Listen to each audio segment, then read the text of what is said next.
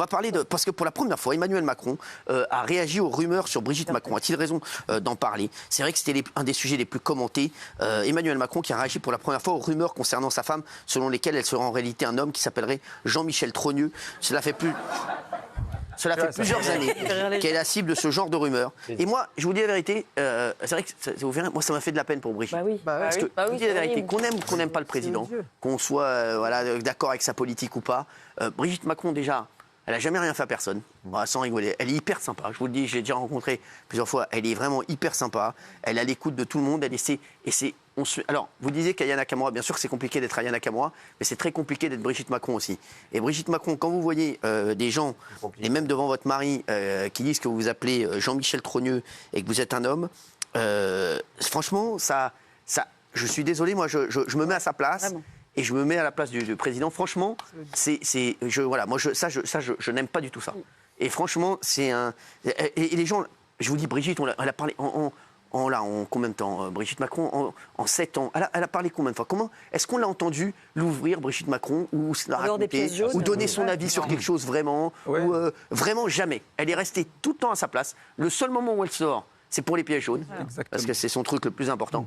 Elle sort aussi quand il y a de grosses affaires sur les femmes et sur les violences conjugales. On l'a jamais entendue sur rien. Elle n'a jamais fait chier personne. Non mais c'est vrai. Elle n'a jamais fait chier personne. Elle n'a jamais fait un tweet. Elle n'a jamais outrepassé ses droits. On n'a jamais entendu une histoire où Brigitte Macron a fait ça, où Brigitte Macron se la raconte là, où Brigitte Macron... Vous vous rendez compte, en 7 ans, on n'a jamais rien entendu. Non mais c'est vrai. Et moi je vous dis, quand sur les réseaux, c'est vrai qu'on voit ça et que ça remonte, quand ça lui remonte, franchement, je peux vous dire que on en rigole, mais ça ne doit pas être facile. On va regarder ce qu'a dit le président, regardez. Le pire des choses, c'est les fausses informations et les scénarios montés avec des gens qui finissent par y croire et qui en fait vous bousculent, y compris dans votre intimité, parce que j'en dirai pas plus. Vous pensez au fait aux personnes qui disent que votre femme est un homme? Oui, c'est ça. Oui. On a quand même des fadas. Ça vous blesse, vous, en tant qu'homme? Bien sûr. Comment vous faites? D'abord, je réagis et je dénonce et je ne laisse pas passer. Et je m'indigne. Alors, c'est quand même dingue. Oui.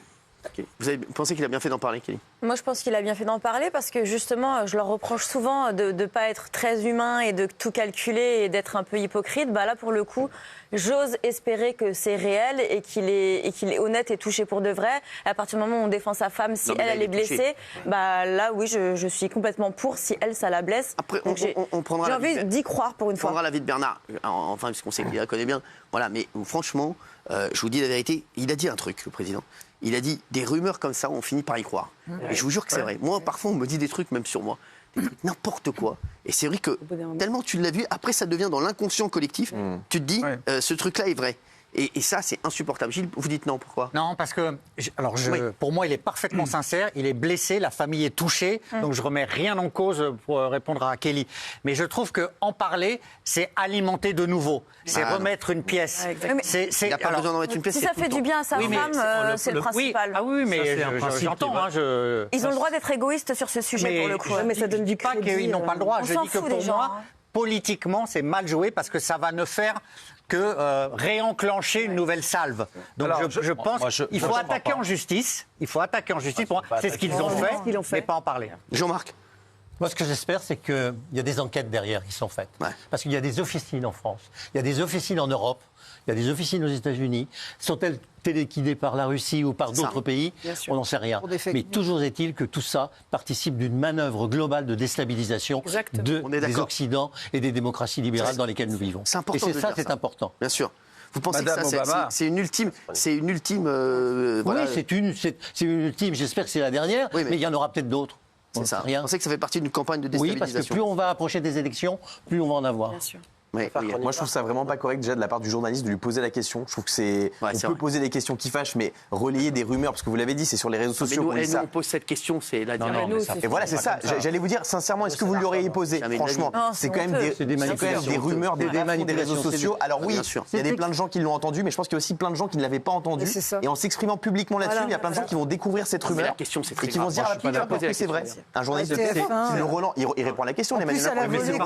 C'est parce que le président décide d'en parler. Non, mais il répond assez subtilement, Emmanuel Macron, et le journaliste en remet une couche. Vous parlez des rumeurs qui disent que votre femme est un homme. Non, je suis désolé, c'est le président de la République. Ne relaie pas les trucs des bas-fonds des réseaux sociaux. Je peux pas dire ça. On dirait un truc. Je suis d'accord sur le fait que la question n'est pas très bien posée. Mais attends, moi je ne suis pas d'accord avec ça. Je pense que le problème, c'est que c'était un bruit sourd il y a quelque temps. Il pouvait faire en sorte de ne pas en parler pour pas donner de crédit. Mais je pense qu'aujourd'hui, malheureusement, à l'époque des réseaux sociaux, c'est devenu un bruit tellement important avec une partie des gens à qui tu en parles et qui te disent mais je t'assure, etc.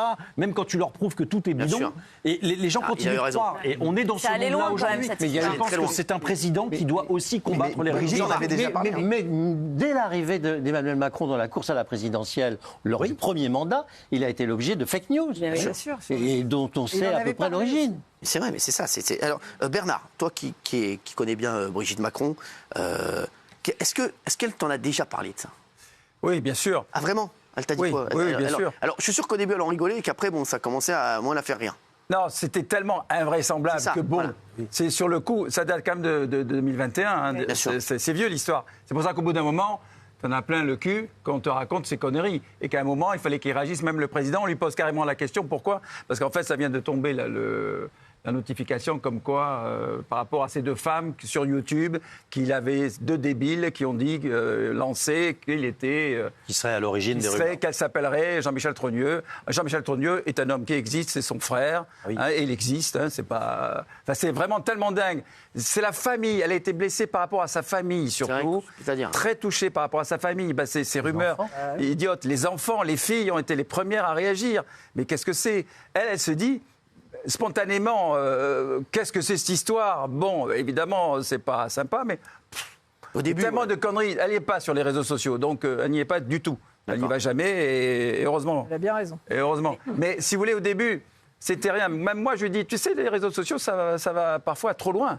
Et là, même moi, on me dit, bon Bernard, moi, tu peux me dire. Non. Alors je veux dire, alors ceux qui ne veulent pas croire, de toute façon, ne croiront jamais. Voilà, quoi, à vous, on vous dit Bernard, tu peux me le dire. Ouais. À moi, tu peux me le dire. Non, mais arrête. Mais vous répondez quoi, ça? Ah ben là, ça m'énerve, franchement. Là, j'ai dit, alors t'es vraiment un gros con. Non, mais c'est ça. Non, franchement. À moi, tu peux me le dire. C'est tellement débile. Non, mais c'est tellement invraisemblable. C'est vous qui lui en avez parlé à Brigitte ou c'est elle qui vous en a parlé? Sincèrement, la première fois, c'est moi. C'est vrai? Ah, c'est vrai que vous lui avez dit quoi? Parce que c'est compliqué. Elle est tombée des nues, elle me dit... Tu lui as dit quoi? T'as vu cette connerie sur les réseaux? Ouais, j'ai dit, tu as vu cette connerie quand même sur les réseaux? Quoi? Elle le savait pas. T'es un homme. Et bon... Mais alors vraiment, ça voilà. Et elle a senti à un moment que ça prenait de l'ampleur?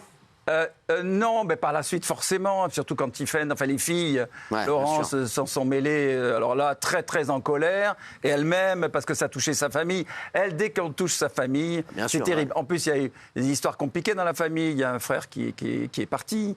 Voilà, il y a des choses difficiles dans leur famille, je veux dire, comme chaque famille. Hein. Il y a des décès, il y a des choses violentes qui se passent, etc. Monsieur Jean-Michel Trogneux, il existe, c'est son frère.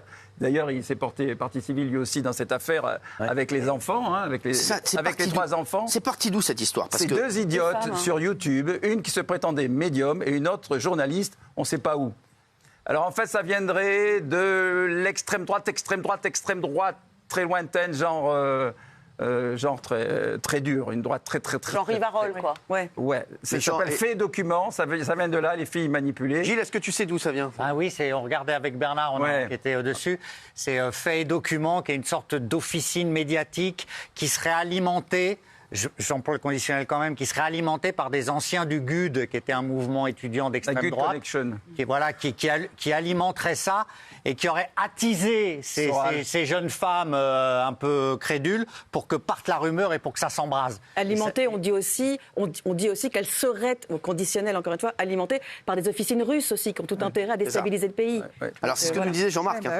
Est-ce que c'est possible que ce soit les Russes qui lancent des fausses rumeurs comme ça? Ce qui est très connu et ce qui est quasiment officiel, c'est que les Russes ont une usine à Troll, dont s'occupait Wagner d'ailleurs, avant qu'il soit descendu, et dont la vocation était justement de monter des opérations de déstabilisation, à la fois des opérations très graves qui sont liées à la cybersécurité. N'oubliez pas qu'on a battu cette année le record des accidents de cybersécurité. Les aéroports, les hôpitaux, les grandes entreprises qui ont été bloquées de façon informatique, bloquées. Alors on ne sait pas toujours, parce que ceux qui sont bloqués ne le disent pas pour pas effrayer la population. Ils essaient de régler le problème, mais c'est quand même une des inquiétudes majeures aujourd'hui. Et parallèlement à ça, il y a un risque de réputation sur les personnalités du gouvernement ou sur les personnalités qui veulent se présenter aux élections. C'est le cas aux États-Unis. Aux États-Unis, ça pullule d'affaires comme ça, et c'est aussi le cas dans toutes les démocraties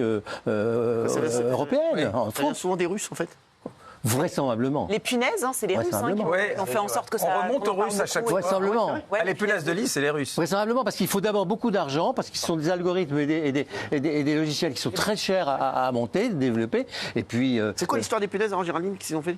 En fait, c'est les cybercriminels, en fait, c'est les Russes qui ont fait en sorte que la nouvelle remonte beaucoup dans les algorithmes de l'étoile bleue des Moldaves aussi. Avant les JO. Ça fonctionne par des usines à trolls, des fermes à trolls qui amplifient des tweets qui sont déjà... voilà.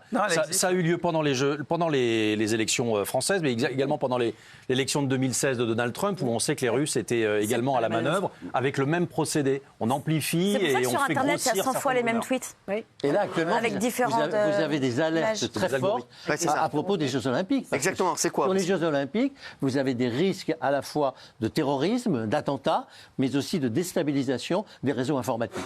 Ça, le ministère de l'Intérieur a bâti une cellule spéciale, très nombreuse. Je pense que Darmanin, s'il n'en a pas parlé, il va en parler. Mais ils sont très, très à cheval là-dessus. Il en a déjà parlé. Il en a parlé. Pas plus tard qu'aujourd'hui, il y a eu des perturbations dans certains ministères du Travail. Aujourd'hui, on ne connaît pas l'origine. Mais souvenez-vous que les Jeux Olympiques ont toujours été une cible pour le terrorisme et pour la déstabilisation. Enfin, on ne va pas rappeler Munich. Bien sûr. Il y a des attaques informatiques, notamment aujourd'hui. Exactement. Dans plusieurs ministères. Absolument. Plusieurs ministères aujourd'hui, il y a eu des attaques informatiques. Et je dois dire que Mme Obama a également été victime de la même chose, de la même histoire. Ah oui. C'était un homme, oui. Et la vice-première ministre néo-zélandaise, Jacinda Ardern aussi, on a dit que c'était... Bon, c'est comme ça, on essaie d'attaquer les gens anti-système qui font ça en général. Sur le fait que Barack Obama n'était pas américain et n'était pas né aux États-Unis, pareil, ça avait fait l'objet d'une rumeur et il avait dû, à un moment donné, se justifier, le prouver avec la carte d'identité. Ouais, exactement. L'objectif, c'est de saper la confiance dans les démocraties. C'est de créer des ordres et de faire en sorte que tout le monde se méfie de tout le monde, de façon à intervenir ensuite de façon autoritaire. C'est ça leur objectif. Alors, il y a plein de gens qui disent que c'est pas du tout, ça vient pas d'extrême droite, etc. Ça viendrait plutôt d'une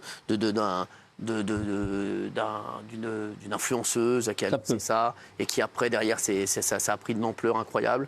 Voilà, c'est la théorie des gens. C'est pas du tout ce que vous avez dit apparemment. Gilles et Bernard, en tout cas, il y a deux. De toute façon, les chemins de la rumeur. En tout cas, elles sont attaquées en justice, ces deux femmes. D'accord. Et les chemins de la rumeur sont extrêmement difficiles à cibler. Alors peut-être que la repris, l'influenceuse, elle a repris cette info. On ne sait jamais exactement qui est la poule et qui est l'œuf. C'est même de la rumeur. C'est une énorme. Alors sachez-le, c'est une énorme connerie. On le redit. Voilà. Et des conneries. Voilà. En tout cas, c'est très bien de sortir de l'anonymat et de les afficher, en fait. Ouais, je suis d'accord. Parce qu'on n'en peut plus, en fait, sorte d'impunité comme ça des réseaux sociaux, ou couvrir des rumeurs comme ça. C'est pour ça que je trouve qu'il y a un moment donné où, malheureusement, on n'a plus le choix quand on est président de la République, qu'il y a une rumeur comme celle-là.